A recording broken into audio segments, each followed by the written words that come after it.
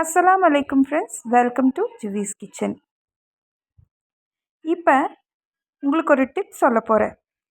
உங்களுக்கு cake sponge ப்ராப்பராக வரல, உங்களுக்கு புஸ்ஸுன்னு வரல அப்படின்னா, உங்களுக்கு வந்த ஸ்பஞ்சையே நீங்கள் மிக்ஸர் ஜாரில் போட்டு நல்லா கிரைண்ட் பண்ணி பவுடராக எடுத்துக்கோங்க. அதை ஒரு பாக்ஸ்லேயோ ஒரு பவுல்லையோ நீங்கள் ஃபர்ஸ்ட் லேயர் போட்டுட்டு sugar syrup plus whipping cream நல்லா ஈவனாக ஸ்ப்ரெட் பண்ணிவிட்டு, நான் டாப்பிங்க்காக ஸ்ட்ராபெரி ஃப்ளேவர் ஆட் பண்ணிக்கிறேன். அகெயின் நெக்ஸ்ட் லேயரும் நீங்கள் அந்த ஸ்பஞ்ச் நீங்கள் கிரைண்ட் பண்ணி வச்சுருக்கீங்களா, அதை ஈவனாக ஸ்ப்ரெட் பண்ணி கரெக்டாக லேயராக போட்டுருங்க.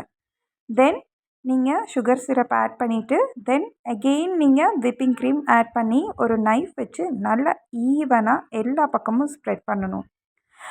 ஸோ எனக்கு வெண்ணிலா கேக்குக்கு ஸ்ட்ராபெரி நல்லா செட் ஆகுங்கிற ஒரு ஃபீல் இருந்தனால நான் ஸ்ட்ராபெரி க்ரஷ் ஆட் பண்ணியிருக்கேன். இது போல் நிறைய க்ரஷ் இருக்குது, மேங்கோ, பைனாப்பிள்னு.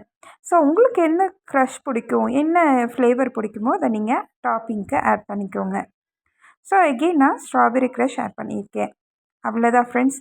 இதை நீங்கள் அப்படியே ஃப்ரிட்ஜில் வச்சு ஒரு 2 to 3 ஹவர்ஸ் விட்டு எடுத்து சாப்பிட்டீங்கன்னா சும்மா அப்படி இருக்கும். ட்ரை பண்ணி பாருங்கள்.